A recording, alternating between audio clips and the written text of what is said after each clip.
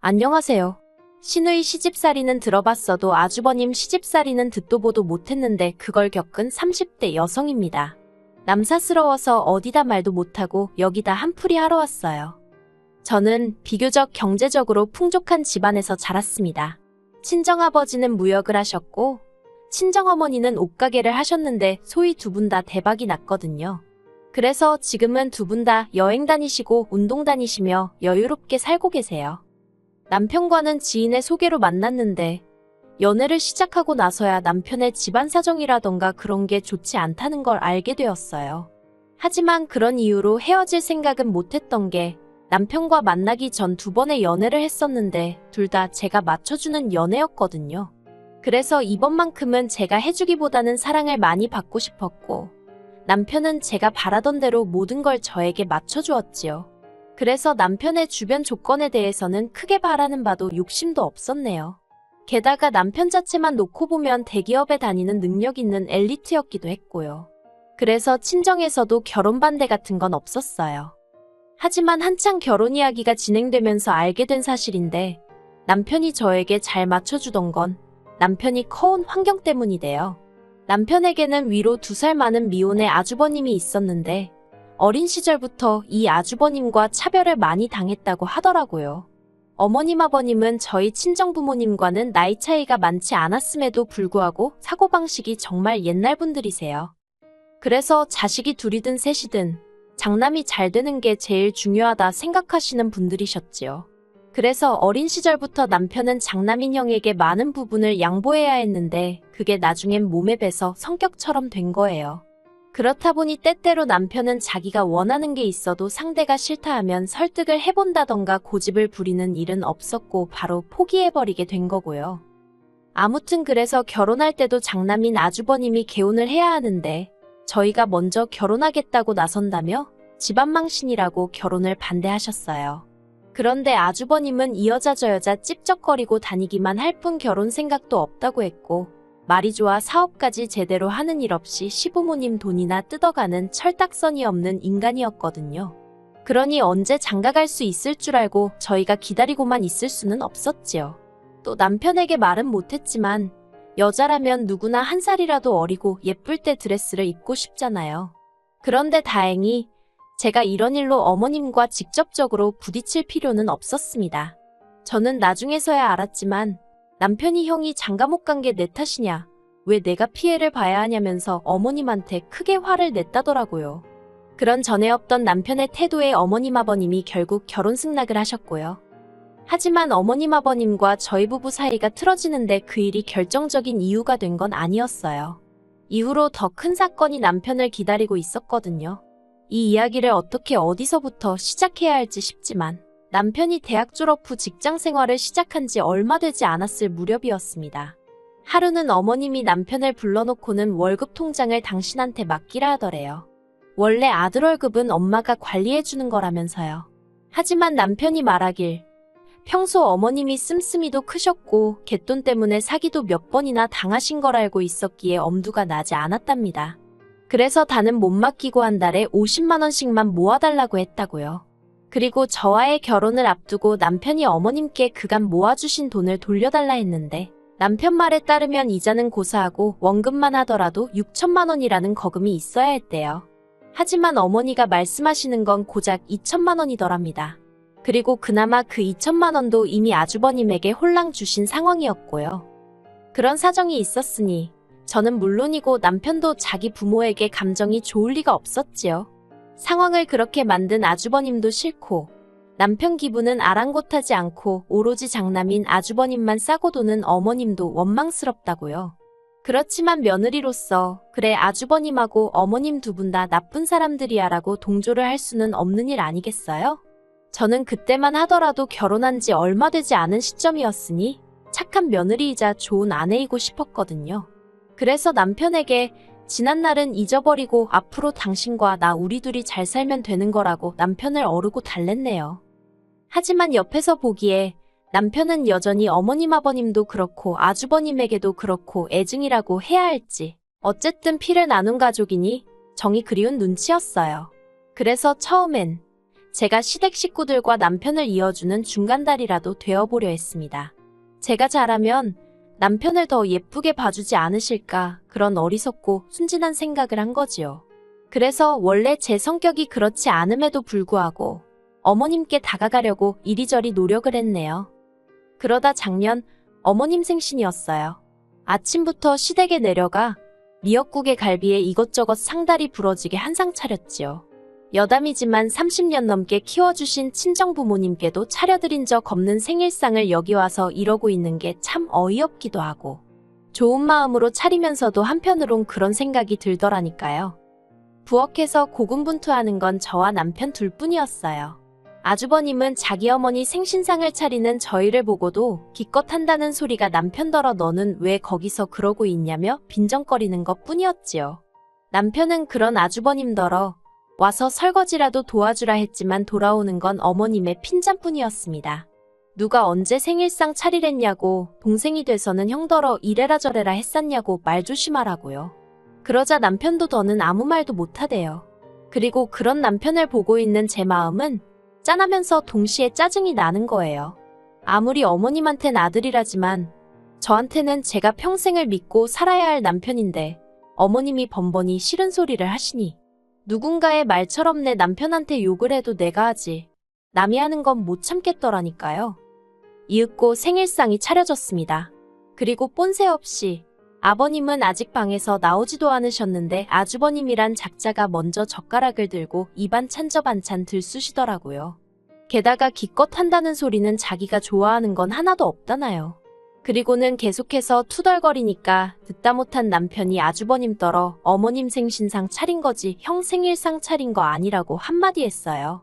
그러자 이번에도 어김없이 어머님이 나서서는 형이 한마디 할 수도 있지. 뭘 그렇게 예민하게 반응하냐면서 어차피 하는 음식 형이 좋아하는 걸로 했으면 좀 좋냐고 남편에게 무안을 주시는 거예요.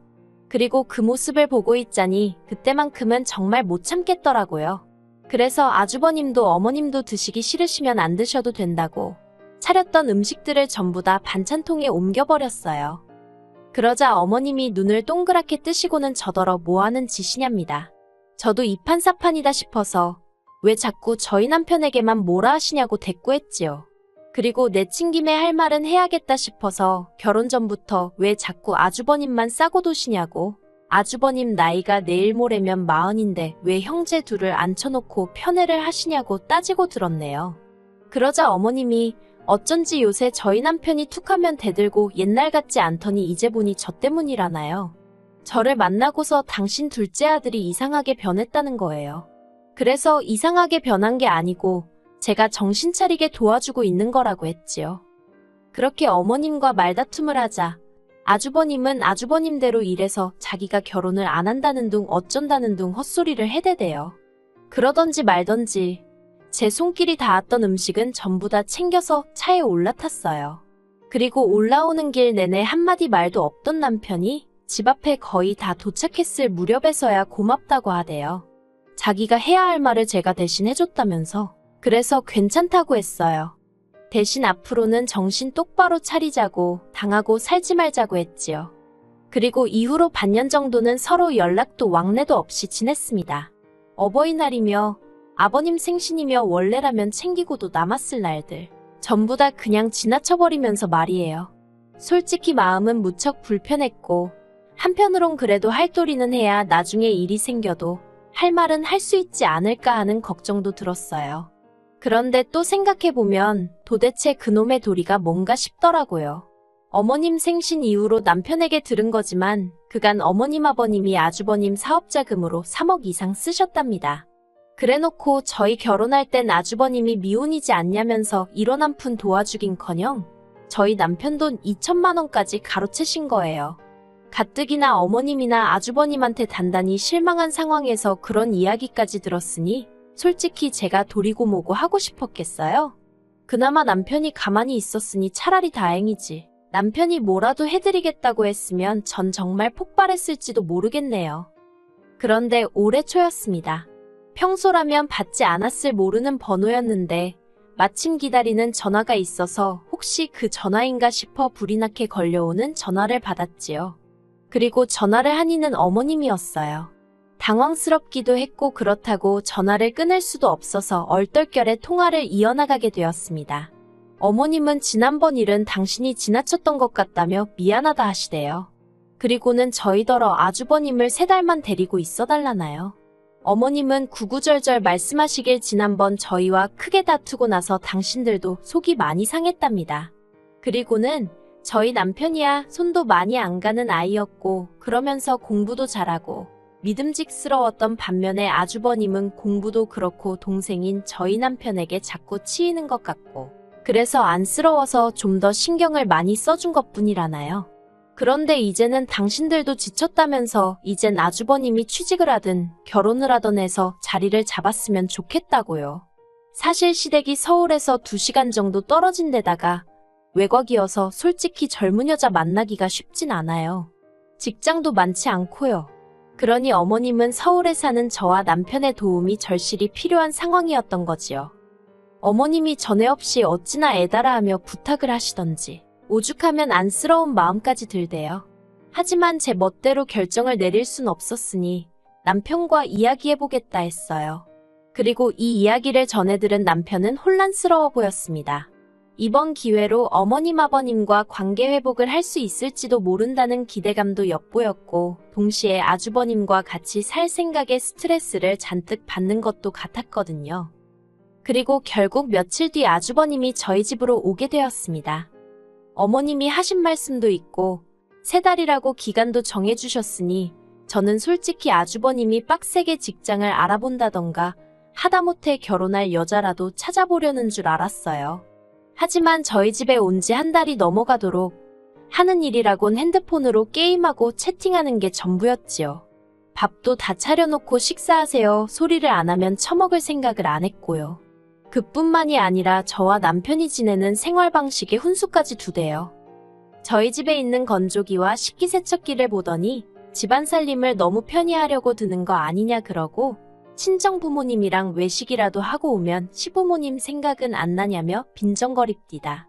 게다가 저희 집 관리비 영수증을 자기가 내줄 것도 아니면서 멋대로 펴보고는 가스비가 왜 이렇게 많이 나왔냐, 전기세도 보통이 아니다. 듣다 못한 제가 둘이 살다 셋이 되었으니 당연한 거 아니냐고 쏘아붙였어요.